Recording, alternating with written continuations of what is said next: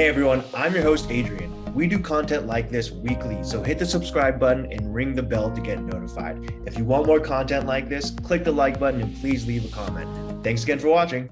Thank you so much for joining to today's Rupa University live class. My name is Adrian Martinez, and as always, I will be your host for today's session.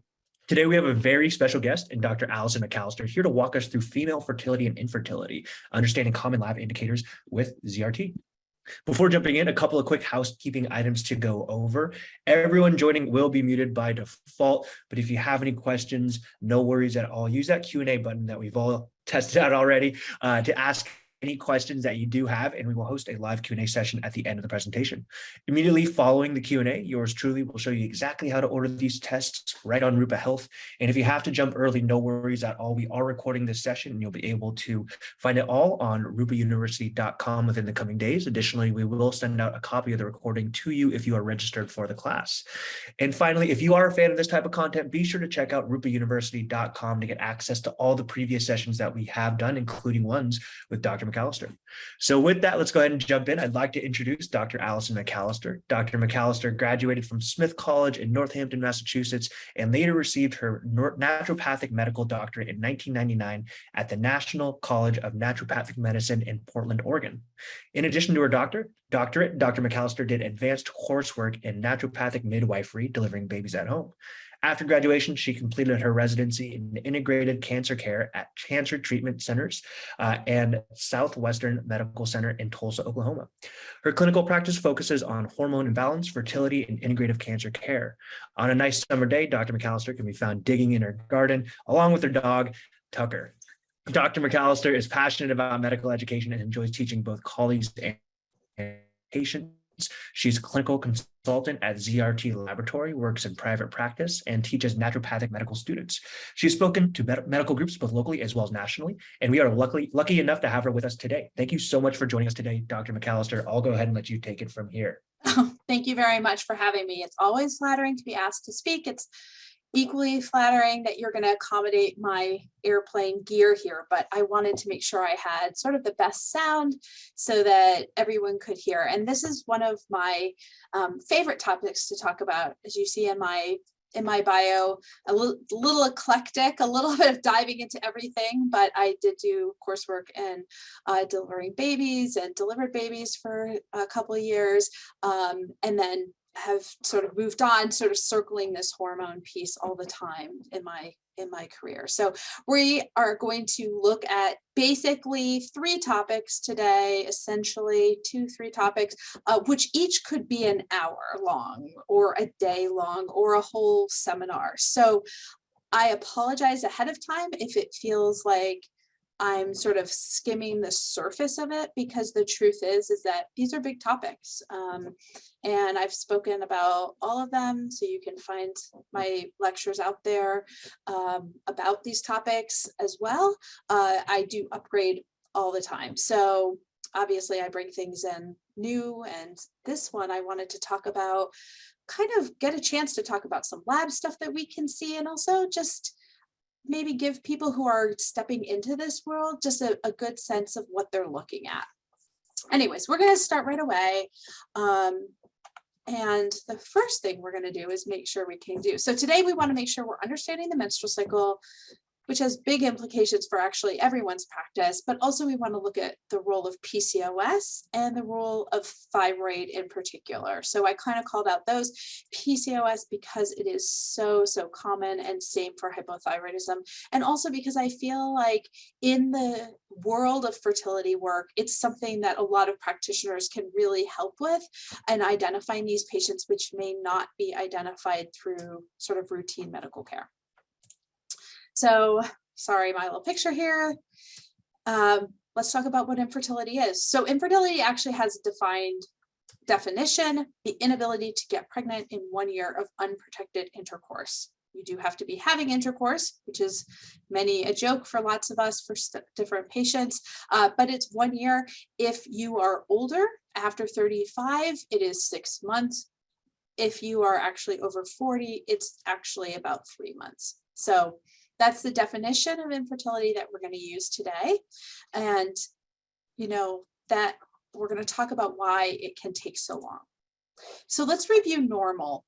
I think when we study anything clinically, one of the most helpful things to know is how it's supposed to work. Because if we know how everything is supposed to work, then it's easy to see where the systems can break down. And it's also easy to kind of create that checklist in your brain of what things do I need to cross off to make sure they are working properly.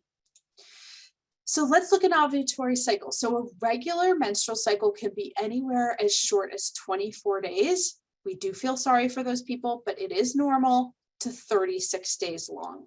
Okay. We're always going to count as day 1 as the first day of bleeding. So the first day of menses, and ovulation generally happens anywhere between day 8 and day 22. The follicular phase, which is obviously the beginning part, and I apologize, I'm talking to lots of different people with lots of different education levels, so I apologize for some of you where this is review, but the follicular phase is the front part, and that's going to be very variable in length, and we're going to talk about why that is. The second half in the luteal phase is actually very consistent for that individual, but it's generally between 12 to 16 days in length, and every month you have about a 25% chance of pregnancy. After a year of trying and not being successful, the chances of pregnancy in the next year actually drop quite low. Not that it's impossible, but it does drop dramatically. And that's why that 1 year is there. So where do these eggs come from that we talk about? Okay. And this is going to be important when we start talking about PCOS. So the egg reserve, what does that mean? Like, we're born with these eggs, right? Here, little person born with these eggs, but these eggs actually are formed when their parent, their mother, is inside their grandmother, right? So you're, as a mother who has a daughter, you're creating not just the child that you have, but actually your future grandchildren, and giving them your genetics that way as well. So that makes this become a very multi-generational thing. It's developing between the 6 and 9 months of gestation. So actually towards the end of pregnancy. And what do these eggs do? How does this egg get to ovulation? It's actually super fascinating to know that for the majority of the time, these eggs are basically in, for lack of a better word, cryopreservation. I mean, they're just sitting there. They're quiet. And these primordial follicles are resting. They're not listening to the world, but then something happens.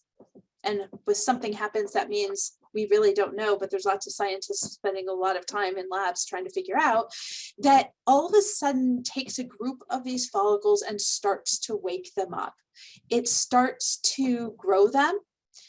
And after about 10 to 12 months, all of a sudden you get a group of follicles that now can be recruited. So these follicles have been sort of waking up slowly, this little group.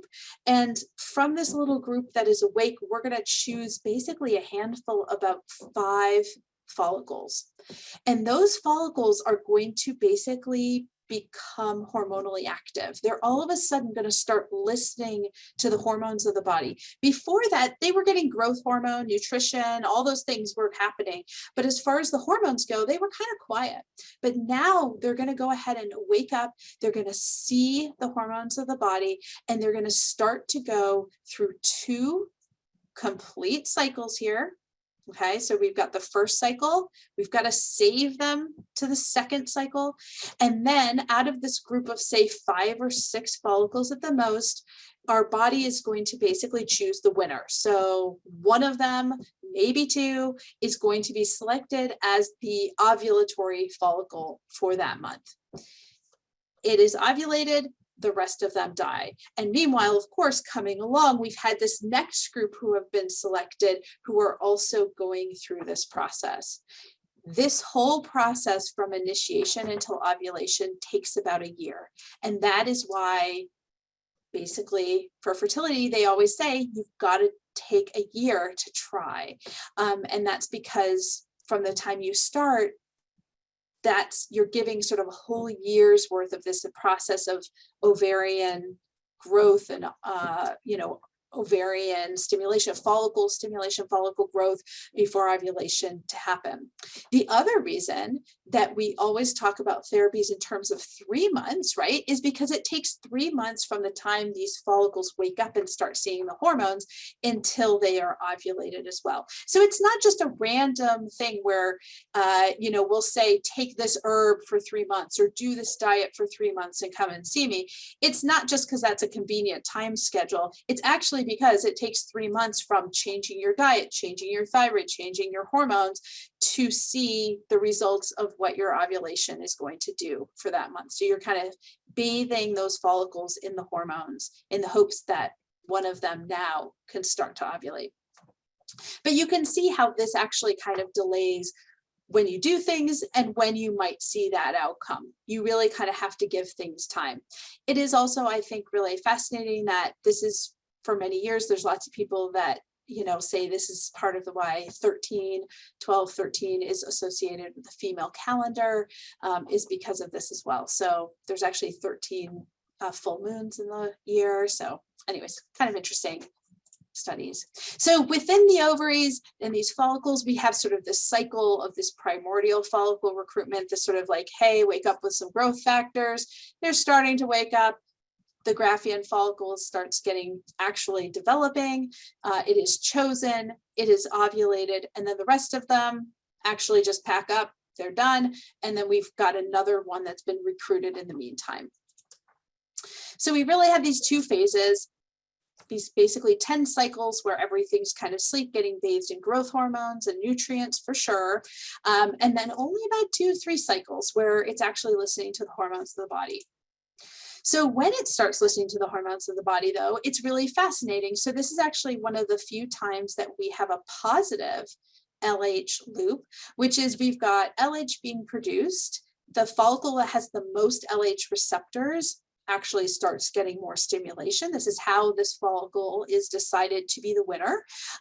It's making estrogen. The estrogen feeds back to the LH. So we've got this cycle that actually starts building and building and building, almost like a snowball going down a hill until bam, you actually have ovulation and that peak of the LH has surged, and then involution of the scar on the ovary, and now we have the corpus luteum being developed. So this is actually one of the few positive feedback loop. Everything else is a negative feedback loop, which I think is just fascinating.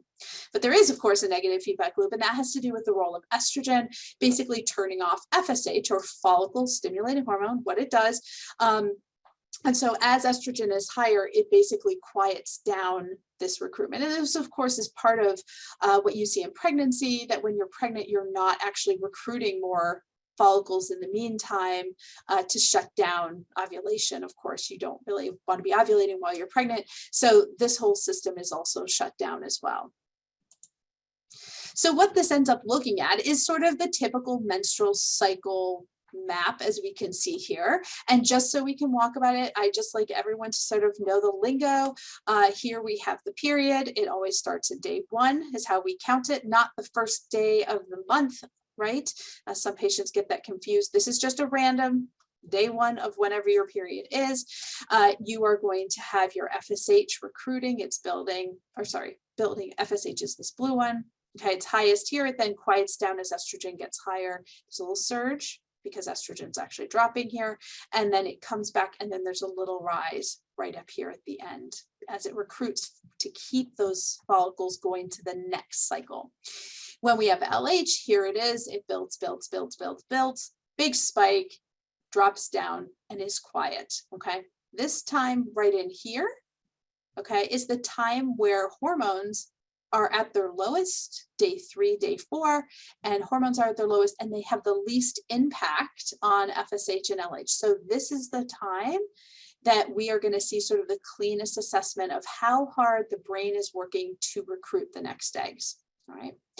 Estrogen, in the meantime, does a little surge. The rise in estrogen here after the end of your period is actually what ends your period. If that rise does not happen, you're you're one of those women that has their period and then just spots and never stops kind of thing. But, you know, estrogen's going to rise, spikes right here as LH and estrogen are doing their feedback loop. And then you have the second loop, and this second little bump and kind of stabilization here in the luteal phases. This is estrogen produced from the corpus luteum itself. Progesterone, on the other hand, really is not happening at all until just before ovulation. It does actually start coming up. Progesterone is actually used during the process of ovulation. So there's a little bit of a bump that starts up, and then you really see a surge after ovulation has happened from the corpus luteum. If you don't have a corpus luteum, you are not making progesterone, okay? Although you may still make estrogen, interestingly enough, you really just don't make progesterone. Okay. Meanwhile, of course, the endometrium is thickening during the follicular phase, and then it is maturing during the luteal phase. But we're not going to talk about that so much. There, unfortunately, are limits to where we had to go, and we want to talk more hormones today than certain structural stuff that you can see with fertility. So corpus luteum, you know, it's producing these hormones, expressing a lot of growth factors. I think it's really interesting having, I think, sort of legitimately at this point, being in practice for a while, to know that some of these hormones and some of these growth factors, we had no idea even, what, 20 something years ago. You know, they weren't really in anyone's radar at all. So there's such a growth in understanding even how the process of ovulation and some of these growth hormones that are happening within the ovary. So it is very much a rapidly developing science.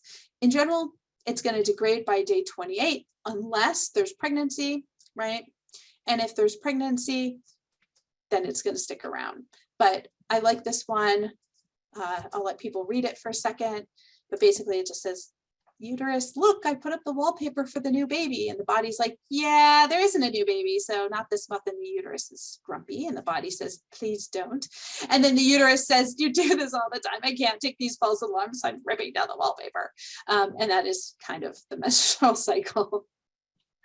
Or we can get pregnant, right? So if pregnancy happens, we have fertilization, generally in the fallopian tubes, where sperm can kind of hang out for about 4 days, by the way, playing cards, doing whatever they do. And then you're going to have development of the zygote within the fallopian tube until we get implantation. So we are not going to talk about implantation and the things that can happen at that time. That's sort of a different level. And besides, we want to talk about some of the most common causes of infertility. So we take some time and talk about PCOS. Okay, polycystic ovarian syndrome. Why do we care? They say 4 to 10% of women may have PCOS. I've actually seen some suggestion that up to 20% of women may have PCOS. This is a huge percentage.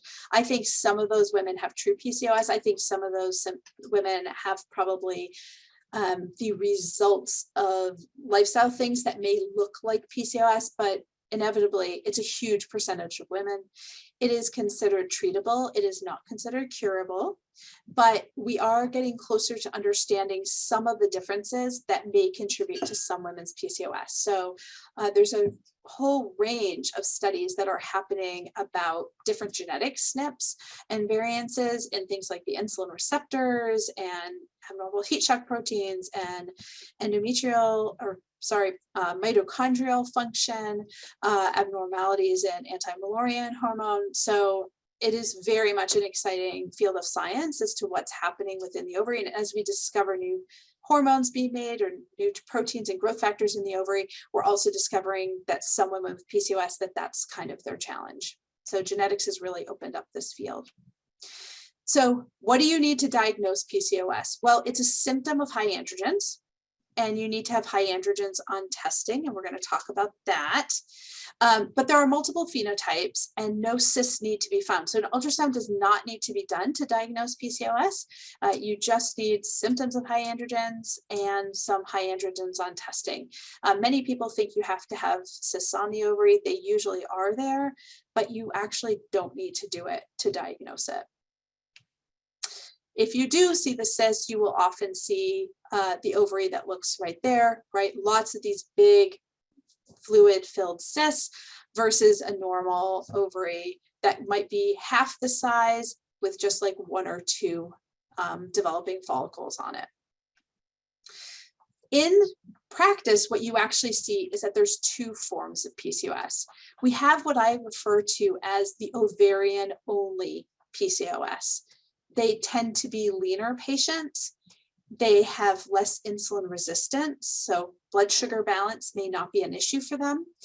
They often come in with very difficult infertility, and they tend to have very high testosterone, but they have pretty normal DHEA levels. I've also seen a trend for these patients to have actually really severe acne.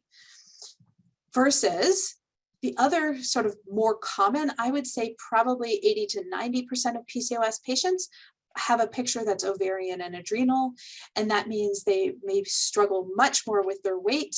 They may struggle much more with high insulins, not blood sugars, but insulins.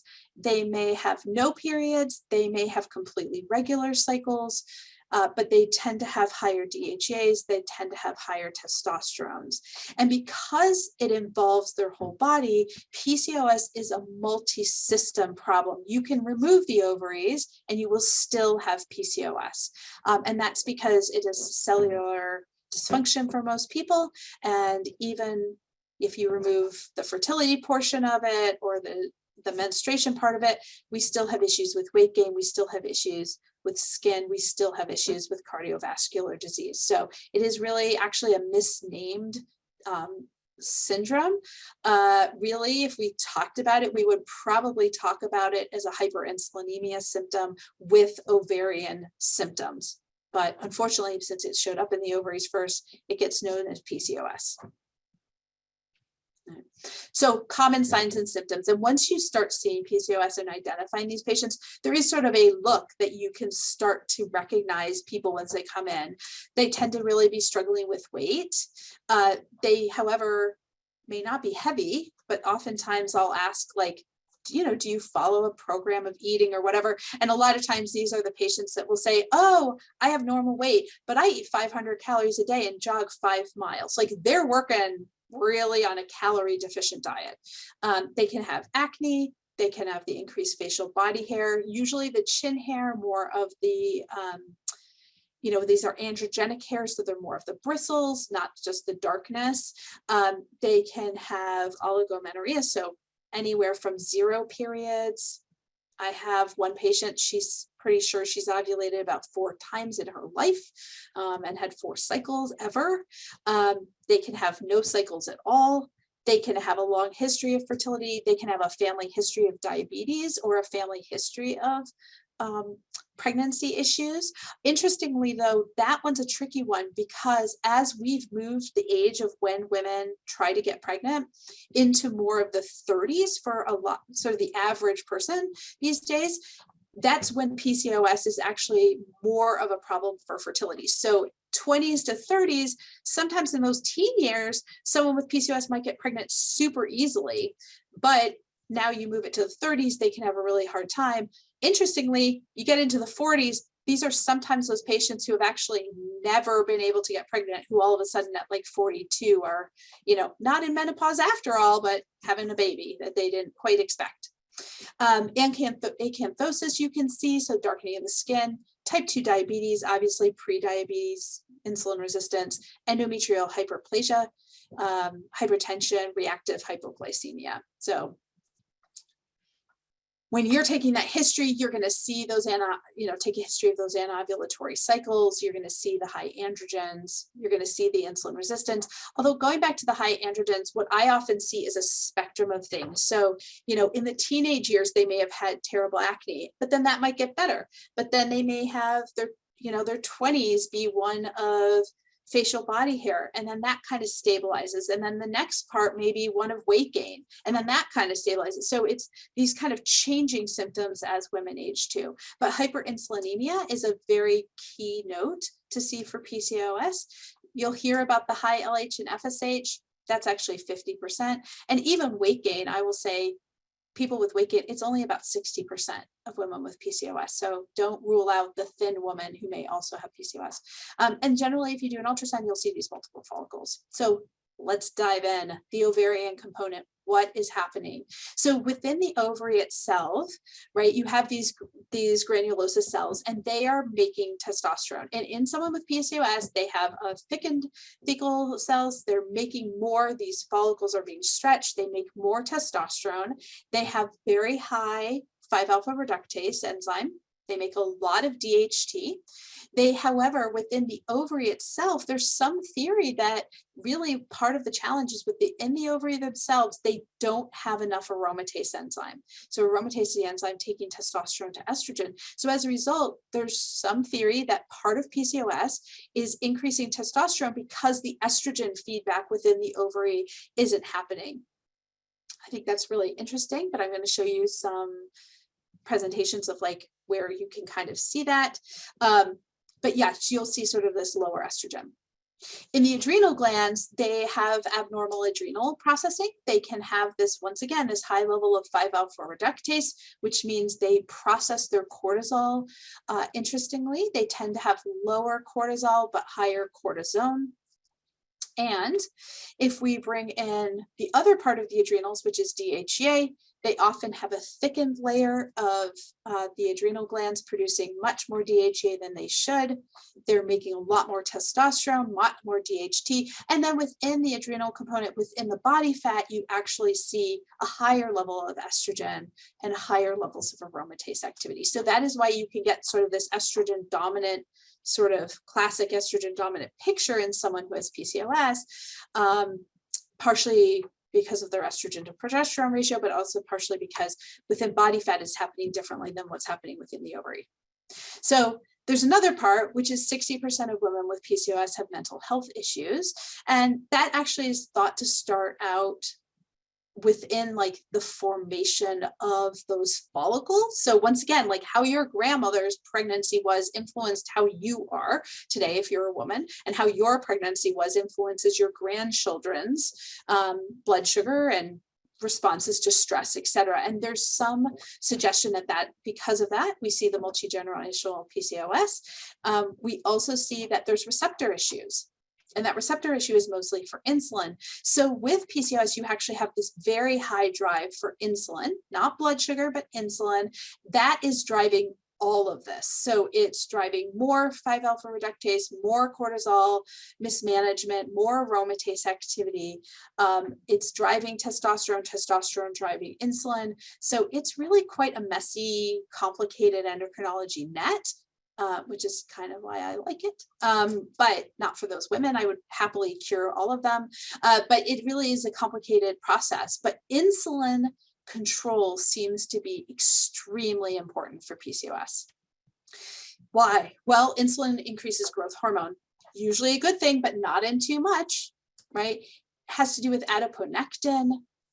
The liver, fatty liver disease, now all of a sudden we have decreased SHBG, we've got higher free hormone levels, dyslipidemia, there's the cardiovascular impact. So controlling insulin has big repercussions even beyond fertility. We have increased sympathetic activity in the nerves, so the whole nervous system is upregulated, which is interesting, driving more visceral body fat as well. And if we boil a lot of that together with a lot of these other growth factors, we're finding, well, perhaps these altered neurotransmitters is also why we're seeing growth hormone, or sorry, gonadotropin releasing hormone abnormalities in how the pulsation happens, right? How do you ovulate every month has to do with how that gonadotropin releasing hormone is actually stimulating the pituitary to stimulate FSH and LH. So what do we need to test for women? We need to test estradiol and progesterone and testosterone, DHA and cortisol. We know, we just went through all those hormones, so we know why. We want to test thyroid because it's very common. We want to look at insulins and glucoses, in particular insulins. So if you do a glucose and you do a 2-hour postprandial, you can ask for insulins to be drawn in addition. And that's where you will usually see most women fail this test, not in their blood sugars, but hemoglobin A1C should be on there too. 17-alpha hydroxyprogesterone. Some people aren't used to doing that. I think it's a good thing for your infertility patients to do. That is for congenital adrenal hyperplasia. Rare, but very different treatment if you find it for fertility. You're going to see your CBC and your chem screen, your prolactin levels, LH and FSH, and your C-reactive proteins, okay? So what does that look like? So this is a hormone profile 1 through ZRT. And what we can see here for this PCOS is very classic, right? So we're going to see a normal estradiol, a low progesterone. Why? Because ovulation is not happening. And then we see a high testosterone and a high DHEA. This range was 3 to 10. That is really actually a very good range for women over the age of 25. So her levels were twice as high. And then look at the cortisols, super low. Is cortisol low? Nope, but cortisol is being turned into cortisone. Therefore, cortisol is low. Therefore, there's more ACTH trying to stimulate this cortisol. The brain will see the low cortisols and feel that, but their body might see actually all the cortisol, and you have someone whose body says they're Cushing and whose brain says they have Addison's. What does that look like when we compare to where their peers are? We're seeing really high testosterones, crazy high DHEAs, and then kind of a flattening cortisol curve. Okay. Here's another variant of PCOS, though, that you'll see hormonally. So once again, we have higher DHEA for sure, but the testosterone is kind of just right on that borderline. But look at where the estrogen is. The other person was at 2, right? Optimal 1.5 to 3. This is someone who has basically a low normal estrogen, but a high normal testosterone. And then once again, no ovulation. So I think of this as another variant of PCOS. They usually look PCOS. It may be a slightly different mechanism when you see these patients, but generally you want to treat these people like they have PCOS for the best success. Here's one I wanted to pull out to show where insulin is and where day 3 testing is. So day 3 is right when hormones are at their lowest, so LH and FSH should be at their best time to test. And ideally, we want those levels to be kind of in the 5s or 6, so we can see basically they're okay. This is a little borderline, but it's not bad. But we can see, holy cow, we've got lots of IGF-1 from the insulin. This is a postprandial. Look how much insulin this is. I will tell you this person's hemoglobin A1C was normal and their glucose was normal. So they went from a normal glucose, a normal insulin and glucose. They had a normal insulin of, I believe their level was 7, so a little on the upper end, but not terrible. They went to a level of 225 with a glucose challenge, and this was a 75-gram challenge for this person. We can see thyroid, kind of borderline. We're going to look at that in just a minute, but we have these levels of 2.9. So we're going to put all of this together, and thankfully vitamin D is good, but we're going to put all of this together when we start looking at PCOS, and we can see this growth hormone is going to make a difference as far as growing the endometrium and weight gain, etc. How about this one? Perhaps yet another variant of these low estrogens, but this sort of higher normal testosterone. And this is a fairly common profile.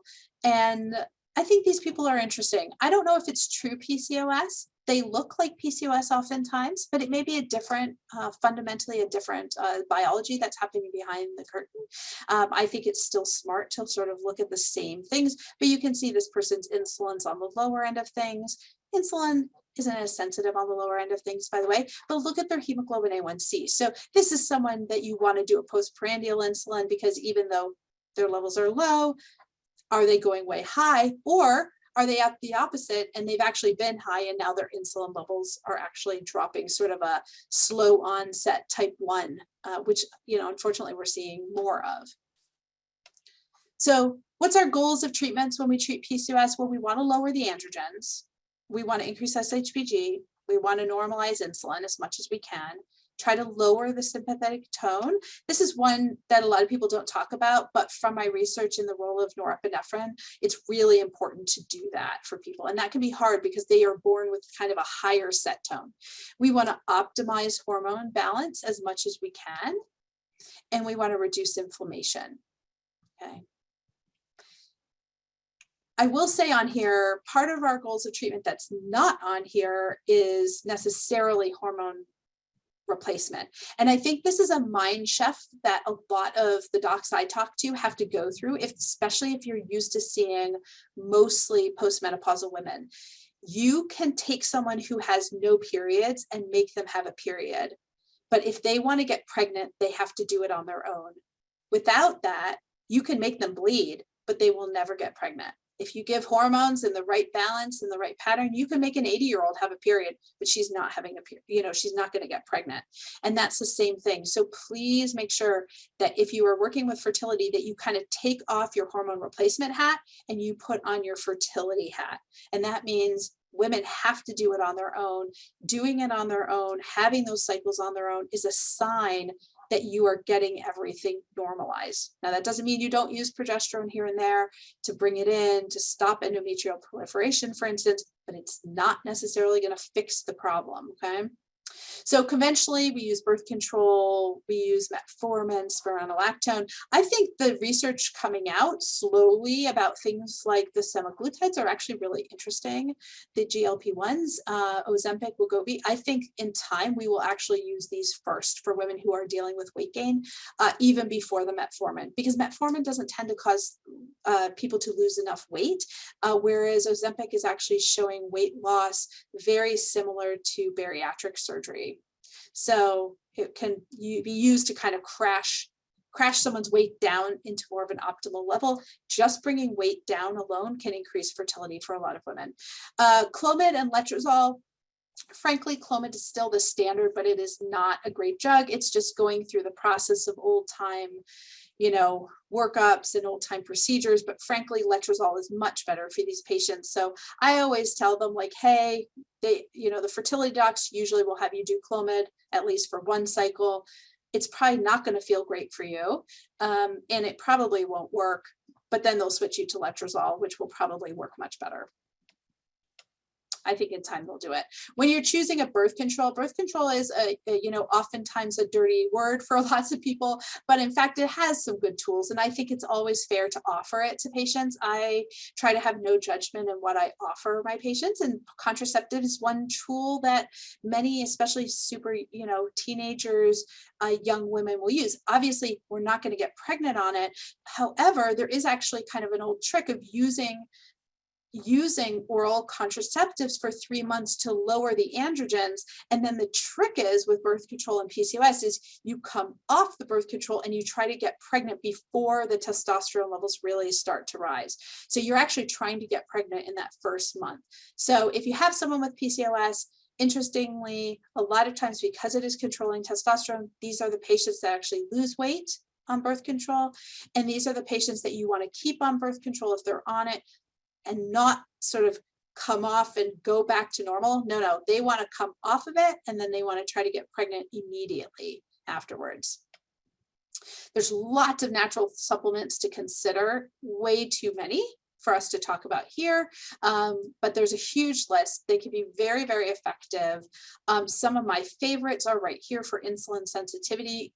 I really believe that inositol is kind of a mandatory thing. There's some very good research that inositol recycling does not happen with PCOS, and this has a multifactorial, not only for blood sugar and insulin amounts, but actually follicles that have higher levels of inositol actually have a higher rate of implantation. So bathe and give lots of inositol to make really good, healthy follicles, because, as I should have said, even though women with PCOS have all these follicles, they aren't that healthy, and they don't necessarily create successful pregnancies at the same rate that they have follicles. So we want to try to get these follicles to be as healthy as possible, and high insulin is very oxidizing on the follicles, and we don't get as good implantation. So lowering insulin is very key for successful pregnancies. Okay, these are kind of my absolute, make sure you're doing something with this. And these are some, I'll just take a second. And then there are some very good books that have come out about PCOS. So these are kind of some of my go-tos that I'll pull out or recommend for patients so that they can understand the journey that we're on. Pam Smith's and Felice Gersh's are some of the newest, and then Fiona McCloug's is a little bit later. Let's switch gears to thyroid. So a lot of times these are all unfortunately in the same patient, but occasionally you'll get someone where the thyroid is actually the big thing. And a lot of times we're going to see where that subtlety is. So common signs of hypothyroidism, I think when you've been in practice, you start to see these patients a lot, but they tend to have also quite a common look, and that can also include weight gain, and that can also include fatigue. And some of these things look exactly the same as PCOS, who also tend to have higher insulin, which makes you fatigued, and more swelling because of the insulin. And so these kind of a crossover of patients. When we talk about thyroid, we're basically talking about three different kinds, is how I define it. We have overt hypothyroidism, which pretty much everyone agrees on, what's called subclinical hypothyroidism. This is used very differently in sort of the functional medicine world versus the research. In the research, it says TSH is elevated, but T4 and T3s are normal. Usually in the clinical world, we know these patients have symptoms. In the research world, they generally don't care about patient symptoms. And functional hypothyroidism is everything looks normal, but the patient has symptoms. Now, when we look at this, part of the whole discussion that we get with thyroid, and part of the problem that these people get missed, is because of the ranges that are used still for TSH. This is like a 20-year argument. I do not understand. In fact, I was just saying at a meeting yesterday, it's been like 20 years of people arguing, like the lab people are arguing, the thyroid specialists are arguing, the fertility specialists are arguing, and none of the labs will change it. Now, I don't know how that is such a problem, but cardiology wants LDL to be dropped below 100, and immediately overnight, everyone resets their ranges. I don't get it. So this diagram came from the Australian Thyroid Association. It's just a really nice one of basically what thyroid TSH distribution is around the world. They have done this study on every continent. And if we look at a range that goes up to 5, which still lots of labs are saying somewhere between 4.5 and 5, people think that normal is in the middle, and it's not. The normal medium range of where most people are is between 1 to 1.5. This is where the bell curve is. So when you start getting over 3, now we're over 95% of the population is going to be under 3. When you start going up to 0.5, we are only 2% that are going to be normal within there, giving and lending very good credence to why is the range not 0.3 to 3 or 0.3, pushing it to 3.5. And we're going to say why maybe that's not even tight enough. Okay. So where do we want our patients to be? 1 to 1.5. It's okay if they're down to 0.7, even 0.5, as long as symptoms are okay. But do we want them to be up here? We really don't. And this is why. So hypothyroidism does play a direct role in the ovary. In fact, irregular cycles are really, really common to see. And then we have this added portion where we have not just ovarian dysregulation, but we also have sperm motility issues in men, which is why this needs to be screened in men. And we also have autoimmune disease, which actually increases miscarriages or spontaneous abortions that are actually not even corrected if you put the patients on thyroid. So iodine plays a huge role in this. Many people don't know that the ovaries are actually the second biggest concentrator of iodine. It's been found in the follicles. T3 levels have been found in the follicles. So we want to make sure that iodine levels are adequate. Now, lots of people think that's kind of a given, but the fact of the matter is that there's quite a bit of research and concern about iodine levels even in the United States alone. About 20% of people are low. And it's interesting, it's the thyroid specialists that are actually really pushing it and concerned about it because fetuses are dependent on their mother's iodine intake. They don't get it, they can't make their own thyroid. So it's a pretty big factor for people to make sure. And as iodized salt and things like that are not used as much, we're ending up with people being deficient. So iodine is huge. The autoimmune component is huge. This is a huge rate on multiple levels of factors, not just for thyroid, but multiple different ways as to why you can have ovarian dysfunction and some women not getting pregnant. But these are the things that we're gonna sort of know are big triggers for Hashimoto's per se, okay? And autoimmune thyroiditis, we really want to look at it because it's been associated with a lack of sperm in women, increased spontaneous miscarriages about twice the rate. And you want to screen them in the first trimester if they do get pregnant, but really beforehand. Okay, so postpartum thyroiditis, thyroid issues in pregnancy doesn't stop just with fertility. It doesn't stop with pregnancy. About 10% of women will actually have postpartum thyroiditis, even showing up 6 to 12 months after delivery. And these women often get downplayed because they've just had a new baby. So they're sort of told like, oh, you're tired, don't worry about it. It's just the new baby, when really what's happened is they either have thyroiditis or they actually are hypothyroid, very rarely hyperthyroid, but usually hypothyroid and thyroiditis after delivery. So these are women that we want to screen. If women come to you and say they're feeling a lot more tired than usual, at least screen for thyroid issues. So we really need to treat subclinical hypothyroidism, ideally before pregnancy, definitely after pregnancy or during pregnancy. The placenta has a huge requirement. The fetus needs patients to have good thyroid function for optimal brain development and IQ development. And what we see is that if we have women who are running TSHs between 0 and 2.5 in the first trimester, they have about a 3% miscarriage rate or spontaneous abortion rate. If their TSH goes to 2.5 to 5.5, which is well within the normal range of many clinicians, laboratories, the miscarriage rate actually goes all the way up to 6%. So it's really a doubling of miscarriages. If we have thyroid on board, and the TSH is between 2.5 and 5, that upper end once again, and that patient has a positive TPO, the difference is good control of that TPO or that TSH with positive TPO, 3% miscarriage rate, so really no change. But if once again we have thyroiditis with our hypothyroidism with T4 and it's at the upper end, now all of a sudden we have a miscarriage rate of 13% with the Hashimoto. So Hashimoto's definitely makes a huge difference in pregnancy. You can see that you need to kind of control it as much as you can.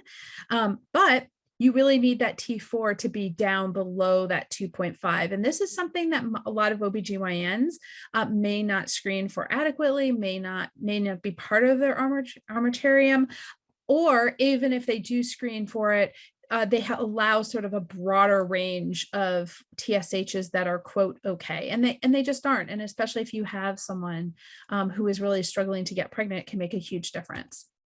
So I think it's really important to say, and we're not going to talk a lot about thyroid treatment, but I think it's really important to say that all thyroid medications are actually bioidentical. So it does not matter which thyroid medication you use, as long as you're getting the TSH down where it needs to be, as long as the T4, T3 levels are within range. But that includes things like Synthroid, T4. You can start at infancy, do your whole life, have children, have your whole body systems function properly with all these thyroids. I do want to call out Tyrosint. It is one of my favorite T4 therapies to use. It is a gel cap. A lot of people aren't familiar with it.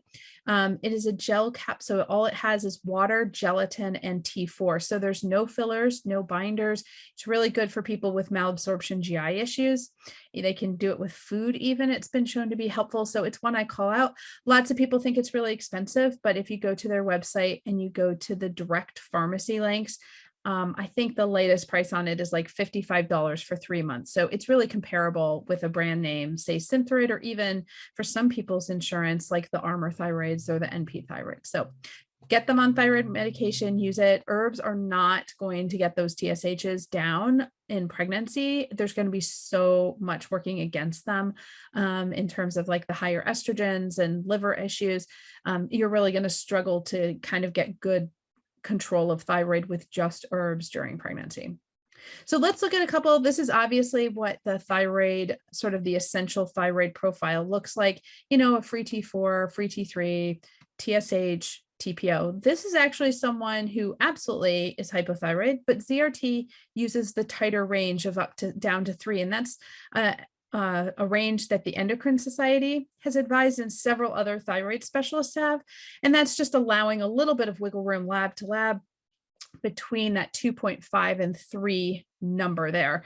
However, if this person had their labs drawn anywhere else, they certainly would have been told, oh, your thyroid's fine. And, and that person wouldn't necessarily have gotten thyroid support. So let's talk about what the workup is for fertility, things that you really need to think about. Now, obviously, there's a lot on fertility. I could talk for days on fertility about ultrasounds and all these things, right? But in a nutshell, knowing that we're really focused on thyroid and PCOS here, we want to take a really good history. We're going to put on our reproductive hat. We're going to take off our menopausal hat. So we want to find out menstrual cycle history, pregnancy history, sexual intercourse, whether they're actually timing it or not, sexual history. So STDs, pelvic surgeries make a huge difference, environmental toxicity, surgeries they've had, all surgeries they've had, infections and caffeine intake. And I would just say dietary intake in general, actually.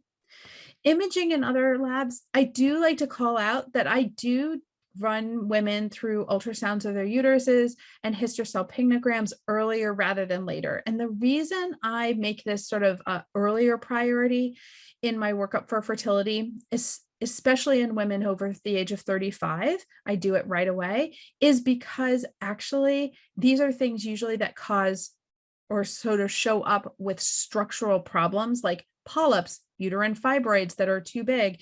And those things can have huge impacts on fertility.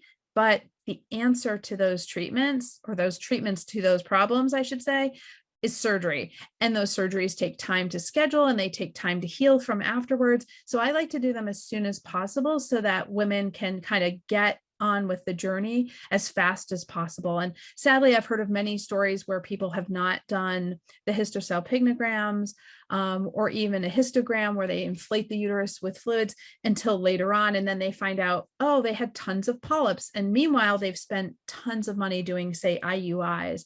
Most of the fertility docs won't do that. They will do these sooner rather than later. But if someone's seeking care just from a standard, clinician, they may not have run these things before they just encourage them to start, which is understandable, but we want to do a little bit better job.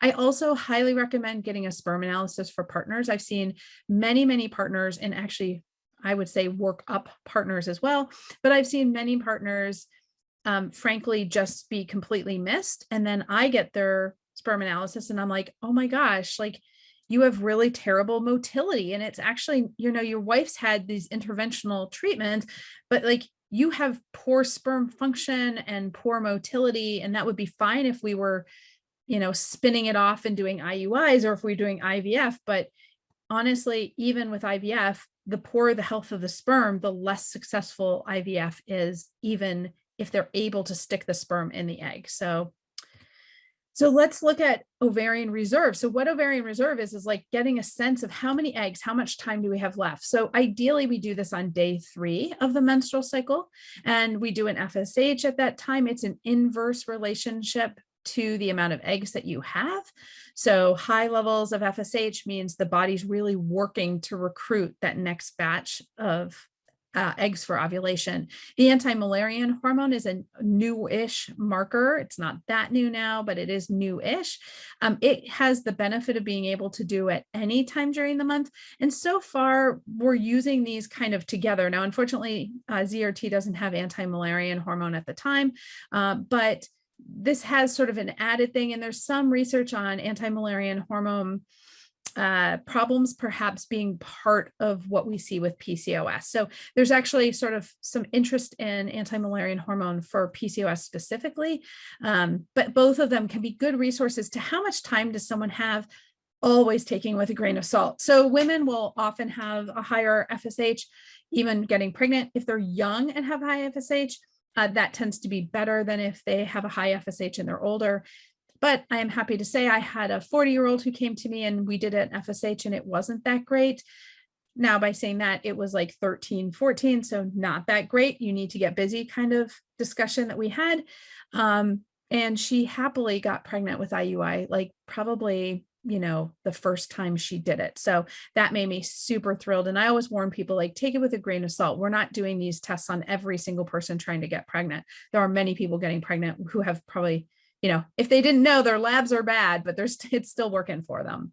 But the reason we do day 3 is if we look at this and we look at day 3, which is this 0, okay, that's basically the time we're looking at. This is a time where we've got good levels of FSH, and we actually, there's number 5 is the next hash to the right. But we're basically looking at the highest levels of FSH because we're recruiting for the next stage with the lowest amount of estrogen.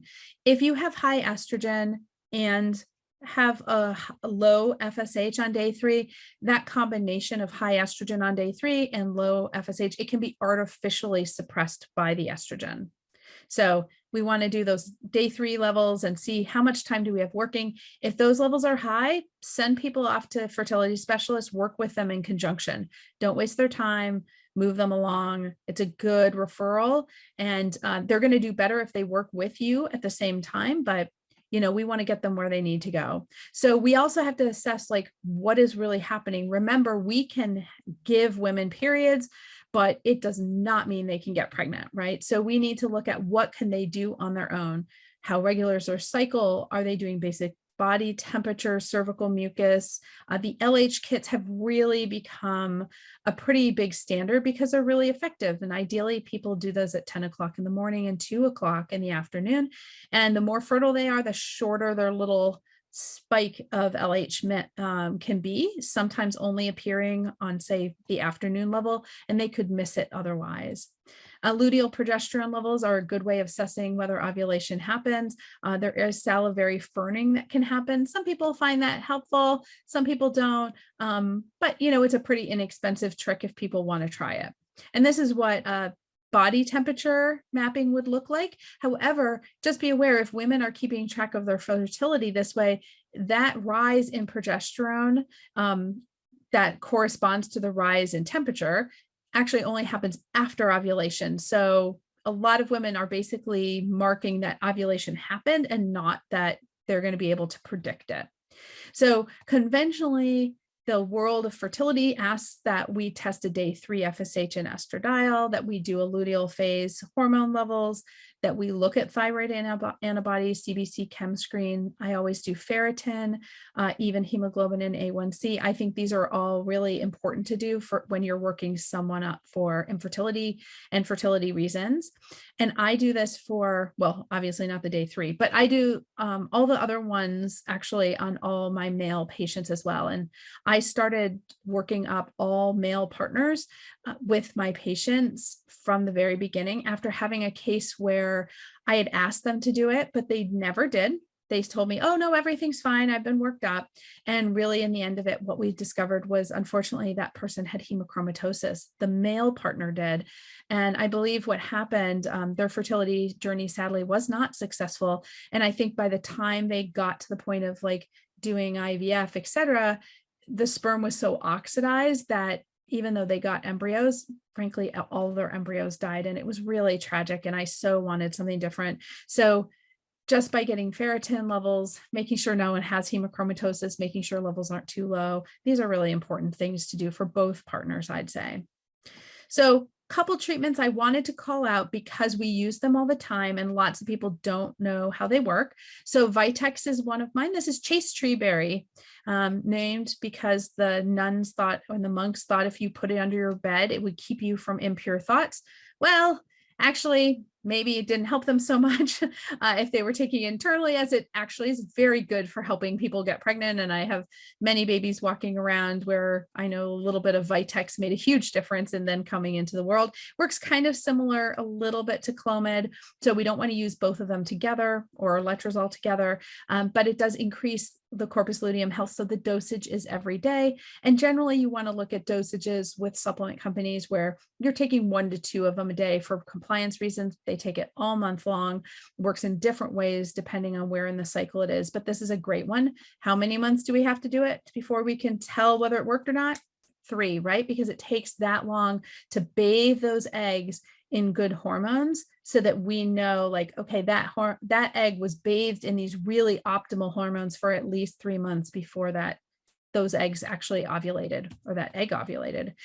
Progesterone, just a call out that remember, even if you supplement with progesterone, that's great. But if that's the only reason a woman is having a menstrual cycle, that does not count. It's not ovulation. So they have to ovulate and make their own progesterone, or they have to ovulate and you can support them with progesterone. But just getting them to have a period when they are not ovulating does not count. If they get pregnant while on progesterone, they really need to continue it. So if you bring progesterone into someone's fertility journey, just know you really need them to do a bunch of pregnancy tests because you don't want them to stop their progesterone before you know whether they're pregnant or not. And that's because they could theoretically, and I have sadly seen it happen, induce their own miscarriage if the only reason they are staying pregnant is because of the supplemental progesterone. And that does unfortunately happen. So generally, whatever dose you do to get them pregnant or help them get pregnant, which it can be helpful, once they are pregnant, the standard fertility world says 200 to 400 milligrams vaginally, so 200 BID, basically once you're pregnant until the end of the first trimester. There's no harm in doing progesterone, although I will say there's lots of reasons, sadly, for people to miscarry. And if people miscarry before or while using progesterone can kind of keep the uterus really quiet so that what you can see is a delay in that miscarriage. So you can have basically a fetus that stops growing, dies, but there's no trigger in order to miscarry it until that progesterone levels frankly stops dropping. Eventually it will, but with supplementation even, but it can take a while after you stop it for the miscarriage to naturally happen just because the progesterone levels are high. So let's look at a couple of kits. This is what the fertility profile looks like. We've got this kit, which is the wellness metrics. This is a really fun one for PCOS. This is basically some that we've looked at today, which has the thyroid and those basic hormone plus the cortisol. This one also includes the hemoglobin A1C and insulin. So I just thought people should sort of see what that looks like. Any of the saliva and blood spots can do the panels that we've mostly been looking at here, except for, of course, the menstrual cycle mapping kit. So that's a separate one. That's the one that has the 15 cycles. And I just thought it'd be fun for us to look at a few menstrual cycle mappings here, just because I think people haven't seen them. And I think they're really fun. They're one of my favorite tests to interpret for people.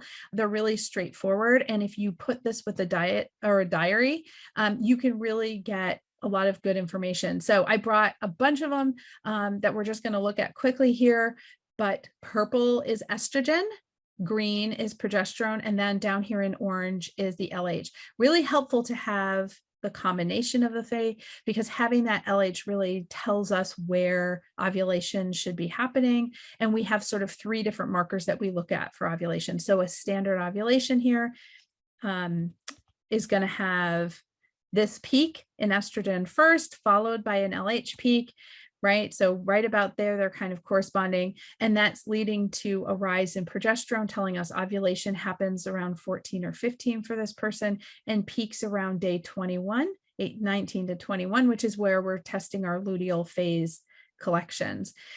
But they don't all look the same. So this is someone where ovulation, obviously here we've got simultaneous peaks in estrogen and LH again. Here's ovulation happening right around day 18. And then there's this sort of interesting little drop that we see right here. And I always think this is a very interesting one. I've actually reached out to some researchers and they're not sure. They're not aware of this drop, but we see it fairly consistently. And I think what we're catching actually is the switch between like implantation didn't happen, implantation did happen. There's basically a decision in that luteal phase that says whether this is now going to be a pregnancy or whether this is now going to be, a missed opportunity as far as the uterus is concerned and time to take down the wallpaper. So, this is a common little dip that you'll sometimes see for progesterone. Now, people sometimes will use these for longer cycles to find out when ovulation is happening. And you can see this person, ovulation happened on 23 So way over here, there's the peak, and about day 23, we start seeing the progesterone levels. Definitely a little bit of a goofier, rockier start to progesterone, and definitely a long time with low estrogens. And that can give you spotting, and that can give you sort of periods that never end, right? Because as we talked about earlier, the rise in estrogen is what triggers the end of the period.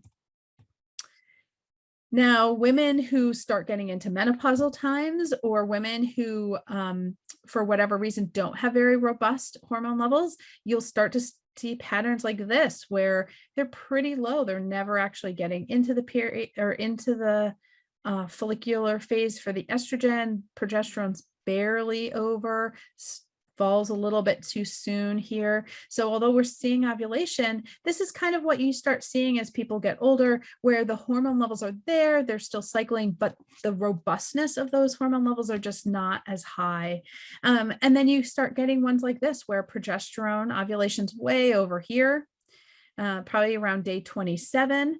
For this person, and then progesterone never actually picks up. Now, estrogen's still there, so we're still going to have a period, but progesterone is way lower, and these are very common of like our perimenopausal patients.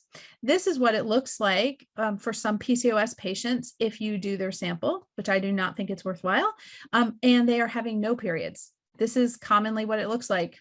No ovulation. Notice the estrogen progesterone is really just flat and low, and LH is really high because the testosterone levels are pretty high. So there's, the TSH is basically the LH is so high, it's kind of swamping any pulsatility that's happening. And so the ovaries essentially are on vacation. They're not doing anything. And if we think back to our PCOS patients, these are ones that have primordial follicles that are just sleeping there. So here's another one you can see, very typical kind of, late 30s. You start seeing this certainly into the 40s. Progesterone's there, but it's just not over. So we're going to expect sort of some of the classic estrogen dominant symptoms for this patient. So whatever the problem that someone's seeing, like when you see someone with fertility and you're trying to figure out, like, what do I do? Just go back to physiology, go back and look and see what is happening, what should be happening, and where can you measure to see what exactly is happening. These are some of my great resources. There's actually so many out there, which is also sort of the problem for some of your fertility patients. I always joke that if you're not crazy before you start the fertility journey, it will make you a little crazy. And that's someone who went through a little bit of it. So I understand. So these are some great resources for you. The Wikipedia has a great review of the menstrual cycle. By the way, I don't know who wrote it up, but it's really good. So I highly recommend checking that one out. And thank you very much. So ZRT is available. We have clinicians. If you do any of the testing at any time, or you are questioning whether to test someone and what test to do, we are happy to help. You don't need an appointment. You just give us a call, and customer service is fabulous. And the docs were happy to help you too. And this is a result of my little person. She's a little bit older now, but it's pink, so it's cute. Got to stick it on there. So she's adorable. Yes, but I'm a little biased. Yeah, I mean, well, objective. Yes. Amazing. Well, thank you so much, Dr. McAllister, for hopping in and making this work. With that, I'm going to go ahead and jump right into Q&A. I know, this is such an important part of the conversation. And so the first question that we had come in was just a little bit of clarification. And so, for the most common PCOS, if they do have no period, how do you tell if they have regular cycles, and can you tell if they have regular cycles? If someone doesn't have a period, they're not having cycles. Yeah. That's really what it comes down to. You have to have ovulation to have cycles. Now, women with PCOS who go long periods of time can sometimes have dysfunctional uterine bleeding. So they basically, their uterine lining gets so thick that at some point it will shed, and oftentimes is very heavy and goes on for a long time, but that's not actually ovulation. So in general, for those people, like menstrual cycle mapping or trying to time cycles is really not your goal. Your goal is to just test at any random time, see where things are, and then start from that point. But they're really not having cycles if you're not having periods. Makes sense. Mm-hmm. How familiar are you with the Rotterdam criteria in diagnosing PCOS, and do you trust it or follow it, or do you draw labs for every patient? Yeah, so the Rottingham criteria is kind of what we've been talking about for PCOS. So they have sort of a whole guideline of androgen excess symptoms and symptoms that they're associated with. It can be really helpful, but basically it boils down to what we've been doing here. I draw labs on my patients because I feel like it's important to know where the starting point is and how severe things are. So I want sort of a benchmark of where we really are and where we're working from. So I recommend drawing them on everyone to start with, but you're going to kind of use that Rottingham criteria in your own head, even just to identify the patients that you need to draw on.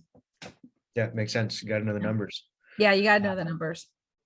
Is there a magic number we're looking for when it comes to insulin? About what level is of concern? Yeah, so fasting insulin is not sensitive on the lower end of things. It's much more sensitive on the upper end of things. Like that's just the sweet spot of that lab. So generally, if fasting insulin levels should be under 8, and in a 2-hour postprandial age, they should go no more than 5 times higher. So 8 to say 40 is very comfortable. But I think I showed you the case there where that someone went from like 8 to like 300 with a postprandial. So that is way outside the box. And I see many people as they go into insulin resistance who start having fasting insulin levels in the 16, 20s. And those are high. Those are really high. Okay. Yeah, no, that makes sense. Yeah, the person who wrote this in had a patient with a level of 9. Yeah, so just borderline. But my guess is if they challenge them with a glucose challenge, that they would fail. Now, I don't always do that on every single patient. Like if there's the only point in doing that is to basically prove to them or to get a benchmark of how severe that insulin resistance is. I don't always do it, but a lot of times if you ask questions for patients about that, about their glucose tolerance, they'll tell you, like, if you ask them, like, how do you feel if you drink pop? How do you feel if you drink juice? You know, a lot of these patients will be like, I never do that. Like, I'm asleep in an hour. I feel terrible. I get hypoglycemic and shaky. What they actually are getting is reactive hypoglycemia as their blood sugar peaks, and then huge amounts of insulin, and then a very quick overcorrection. So I don't always draw the postprandially, but that is where you usually see PCOS patients fail, is in the postprandial, not even in the fasting. Yeah. Yeah. The next question is, do you see high cortisone in the urine when salivary cortisol is low? Sometimes, yes. So women who, well, I should say patients who have a lot of weight gain will have sometimes that because of the insulin, they'll have that manipulation of how they handle cortisol. And what can happen is you see salivary levels being low. You can see urine levels switch to being more of a cortisone production, so higher cortisone versus cortisol. But I have seen a lot of people where their salivary levels are low, their urine levels are actually really, really high, and then their cortisone is really, really high. Now, that pattern is really interesting because I will often get the call that says, well, which one's right? And the answer, sadly, is, well, they all are. Urine is an average of 4 hours. Salivary is moment to moment. But in general, what I find is that the salivary level is what the brain is seeing. So these are people who generally will tell you they feel low cortisol, but their body and body fat may be acting like they have high cortisol. So these are often people, their brain says they have Addison's, their body says they have Cushing's.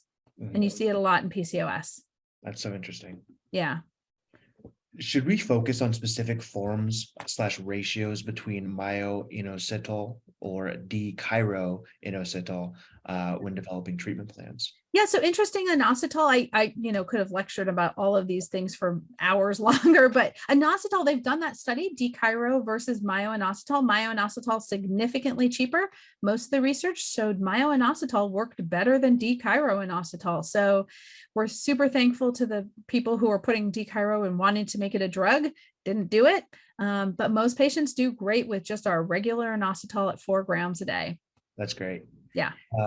How accurate are the blood spot thyroid tests? Yeah, so all testing, obviously, that ZRT does has to go through CLIA. And then we are also a major research lab. So we are doing tons of research for NIH and universities. That's what the R in ZRT stands for. And as a result, like everything has to go through a huge amount of accuracy. TSHs were actually developed for fetal testing, not fetal, baby testing. So they're actually testing every infant who's born for TSH through blood spots. That's what they do with those heel sticks So we just took that technology for little kids and made it into big babies like me who don't want their blood drawn. So they're very, very accurate. Obviously, you can have some variations lab to lab, but we don't really expect huge differences. Yeah, no, that's great. And you learn something new every day. The R stands for research. R stands Zava Research and Testing. That's what ZRT stands for. What kind of support can be provided to women whose receptors are less efficient, lower in count? And then are there any herbs or melodies that are thought to increase both of these? Yeah, so women who have sort of lower receptors, that's a really hard one. So they have the hormones, but they're not picking them up or they're not utilizing them properly. That's a really tricky one. These are, this is where sort of some of the research is going in everything from mental health to drug manufacturing, right? We're all looking at receptors now that we're sort of starting to look at genetic variances and SNPs, et cetera.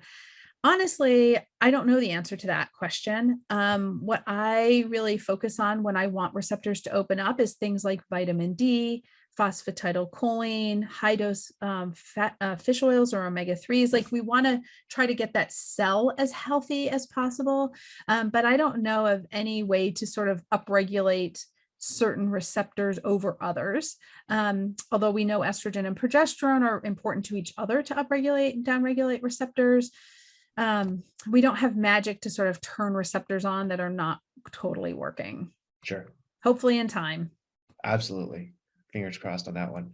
How many months before a female tries to conceive should she go heaviest on a detox? And when is it important that they slow down or stop? Yeah, so detoxing, that's a great question because you really ideally do want to do that preconception wise. And I would say the earlier, the better. If you can get someone a year or more before they plan on getting pregnant and they want to detox then, especially heavy metal detox, you want to start then, right? Like that's a months long process. You want all that metal churning around in their body and getting out way before you're sort of exposing those eggs to exposure. Basically by 3 months before, right? Giving time that egg that's going to ovulate on the first month of trying, we don't really want heavy metals churning around. Mercury has been found in the follicles of developing eggs. So those elements, those minerals or toxic metals are actually selected by the ovary as being precious and important. So it takes them up at slightly higher levels. So we want to do all that detox stuff super soon. By the time you're 3 months away, you really want to be doing like just optimal health, optimal nutrition. But at that point, you're not stirring the pot. Yep. So 2 more questions here. Yep. Do we know the percentage of infertility solely due to men? Yeah. So fertility generally is 1/3 caused by women, 1/3 caused by men, 1/3 caused by both partners. So if we think about it like that, men are 2/3 of the problem and women are 2/3 of the problem. Yep. That's fair. I like that. And so the last one I have for you is more of just your thoughts on a specific patient scenario. So this practitioner has a patient who was previously diagnosed with hypothyroidism, treated with compounded T4, T3, SR, who has recently undergone IVF successfully. Their impression is that higher doses are needed during pregnancy to maintain healthy thyroid balance. And they'd love to hear your thoughts on managing thyroid balance during pregnancy. Yeah, so the standard is once a woman is pregnant that you almost double your thyroid supplementation for those patients. And that is because the rise in estrogen, right? As you increase estrogen, you're going to increase thyroid binding globulin. So you're going to get more proteins that are going to glob onto those T4s. And what that's going to do is it's going to lower your free T4. Now, in a woman whose thyroid is making all the hormone, she's going to do that. She's going to compensate by upping the amount of T4 that she makes to keep that free level stable. But a woman whose thyroid hormone supplemental dependent, she can't do that compensation. So we have to do that compensation for her.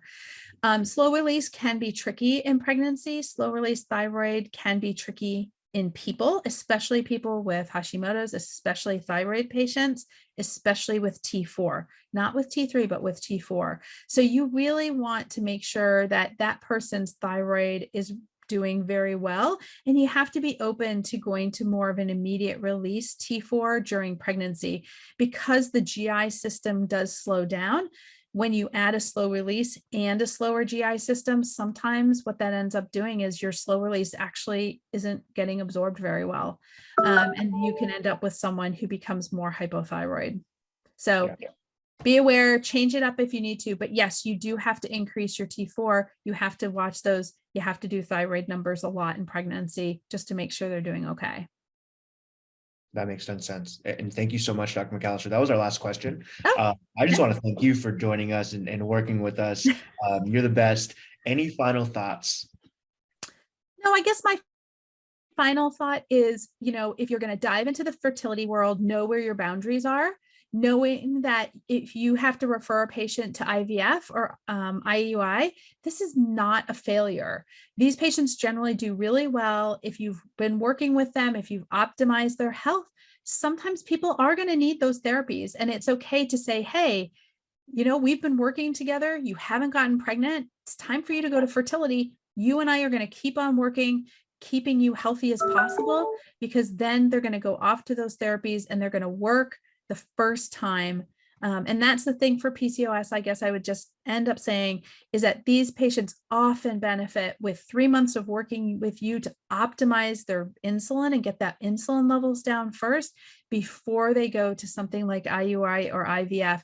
They have less risks with the procedure. They're more likely to be successful on the first time. Because basically, if they go in for IUI, they get 3 rounds and then they're bunted to IVF. And IVF is a $30,000 project for most people. So work with them. If it happens on the first time, that's really the best scenario for some people. Yeah, absolutely. Yeah. And don't think that's a failure. Everyone's journey is their own.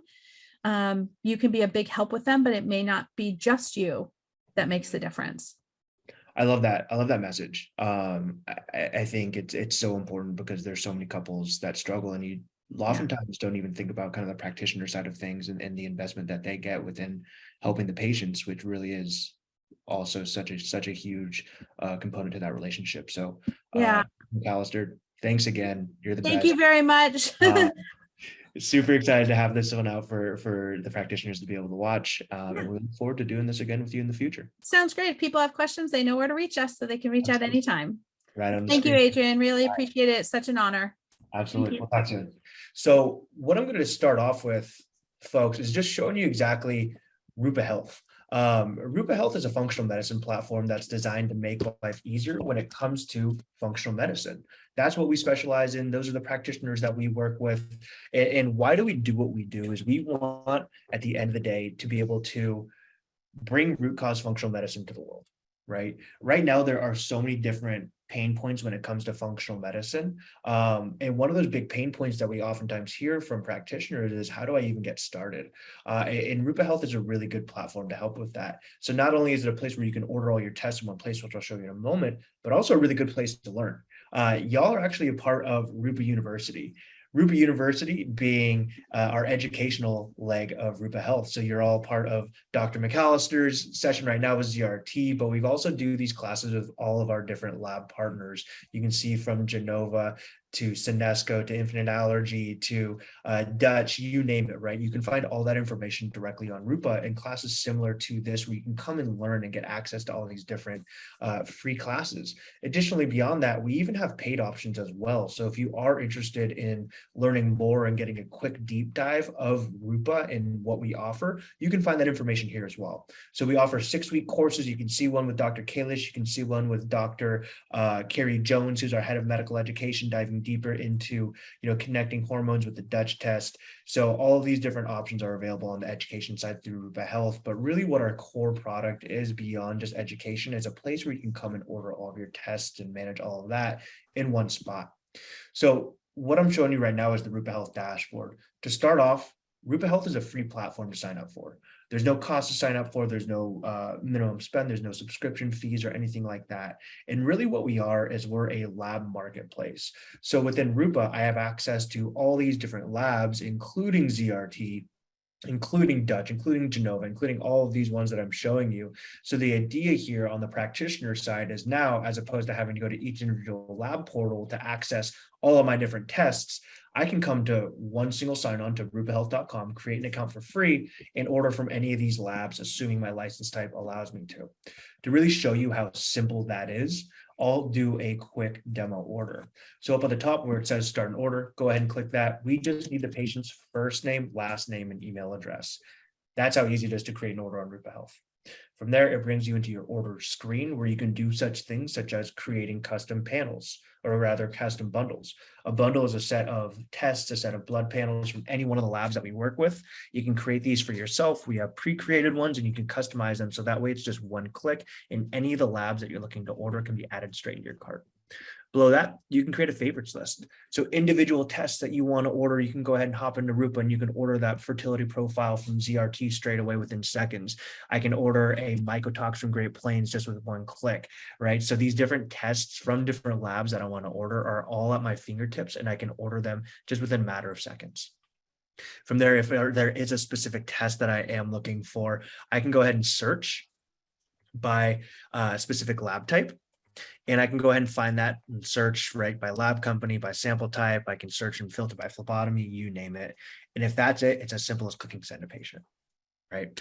Of course, there are some nice customizations that I can do on this order. I can do things like scheduling an order out in advance. I can add notes for the patient. I can add notes for Rupa. I can add ICD-10 codes as well. So if your patient is interested in using their insurance, you can add these ICD codes and we'll actually walk the patient through how to create super bills for them. So real simple. Beyond that, what I'm sure y'all are very curious about is how pricing works, right? Rupa, I'm sure you're saying, hey, you have to make money somehow. And of course we do. But let's talk about how our pricing works.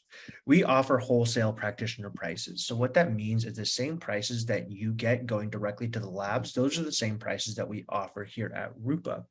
So not only would you be paying that same cost, but your patient also is paying that lower cost. Most of these labs have a couple different prices. So if the patient pays directly, oftentimes they're paying a little bit higher of a cost, right? So this fertility profile is $400 direct to patient. The Rupa, they're paying $235. So huge cost savings potentially for your patient. The way that we generate our revenue is we charge a 7% processing and ordering fee. Now, this is paid for by whoever's paying for the tests. So if your patient is the one paying for these tests directly to Rupa, then they'll be the one paying that cost, $34 in this case. What it means for you is Rupa's free.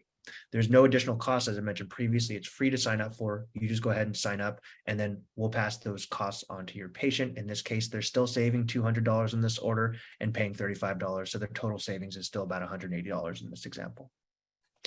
You do have the option of paying for the tests as well. And if that's the option you want to go with, that's completely fine. You go ahead and pay for the test yourself and you can manage the billing outside of our platform with your patient directly. A really cool new feature that we actually just brought out as well is the ability to add your own fees. So if you do want to add things such as interpretation fees and have your patient directly pay that, so you don't have to add those to your patient's order, we can actually do that. And you can customize these interpretation fees or phlebotomy fees or whatever fees you want to add to the order. You can add those through our platform as well. So everything's done in one place. With that, you just go ahead and click send a patient. Once you send that order to your patient, we can effectively take it from there. Right. So what I want to show you really is where the time saving comes in with Rupa, right? Of course, we save you time because you don't have to go to each individual lab portal to track and manage and place all your orders. But really where the value in the time savings comes with Rupa is through the patient experience. So as soon as you place that order with Rupa, as I mentioned a moment ago, we can take it from there. We'll notify the patient that the order has been placed for them. We'll manage billing directly with them if you want us to. We'll notify them that the order has been shipped. We traditionally manage everything through drop shipping. And then we'll go ahead and send the patient FAQs, instructions, and oftentimes videos on how to take the tests. From there, we'll check in and follow up with the patient to see how everything's going. And then we will go ahead and notify you as the results come in. And I'll show you that in a moment. This is what the email to the patient looks like. Now, this is an example of the email if the patient is the one paying for the order. So, hi, Joshua, Dr. Jordan has ordered these tests for you. We'll introduce who we are. And a really important call out here is that we can accept not only cash or credit for these orders, but we can also accept HSA, FSA, and we can even set up a 3-month interest-free payment plan with the patient. Again, interest-free payment plan, we'll send those kits out after the very first installment. So with that patient experience, what will happen is we'll go ahead and notify the patient once those kits have been shipped out. And then from there, we will send a follow-up email breaking down I all of am the so sorry. instructions, Yes, all of the Lord. FAQs, as well as all of how to fill out the requisition form. And if there's a blood draw required, additionally, we will help schedule the phlebotomy with the patient. You can customize these instructions if you wish and send them over directly to your patient, letting them know where you want them to go.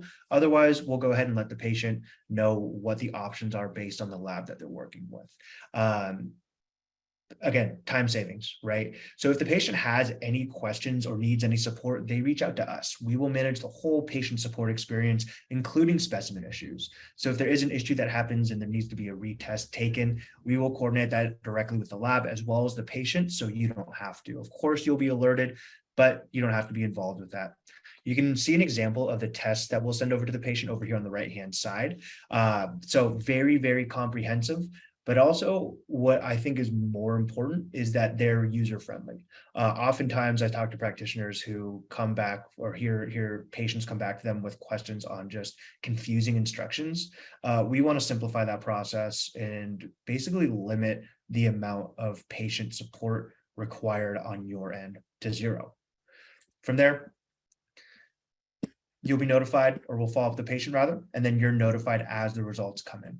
So once those results are in, you're able to track everything just within your Rupa Health dashboard. So everything is just going to be right here in your main dashboard. I can click into any order that I've created, and I can do things like, see when the sample arrived at the lab, as well as when I can expect the results to come in, right? Traditionally, you'd have to go to each individual portal to get updates, if they're even providing updates. From there, you're able to actually even hop in and download the results. You can send them to your patient. We won't send the results to your patient without your consent, so you have full control over that. Additionally, you can schedule a clinical consultation. I saw this question come in the chat earlier. You can schedule a clinical consultation still with the lab. So if you have any questions on how to use Rupa, you're able to just click this button right here, schedule time, and interface directly with Genova in this circumstance. Also, if there's a requisition available, that will be here for you as well. So, just to kind of recap, Rupa Health is a platform that's designed to, at the end of the day, save you time and provide a stronger patient experience, right? That patient experience reflects directly upon your business, and the better patient experience that we can provide not only is, of course, better overall result for everyone involved, but also better for your business, saves you time that you can help grow your business, see your family, play golf, whatever you want to do, right? That's what we're designed to do. And we're really, really passionate about functional medicine, beyond just somewhere where you can come and place all your orders. It's somewhere you can come and learn. Unfortunately, we've been hit with a couple technical difficulties during today's presentation, but these types of sessions happen on a weekly basis. We do them today with ZRT. Next week, we have one upcoming with SpectraCell, as well as our new SIBO test with Gamelli. So if you are interested in signing up for those, look out for an email. Additionally, beyond that, y'all, let me know if you have any questions. As I mentioned, thanks for bearing with us during these technical difficulties. But what I'm going to do is I'm going to reach out with Dr. McAllister after this session, and we'll schedule some time to really kind of break down and see where the video started to cut out. We'll re-record everything, and then from there, we'll kind of do some edits to the video and make sure that everything looks good, and as well as go through the Q&A set questions, because I know that those were really important through today. So we want to make sure that we get all those questions answered for you.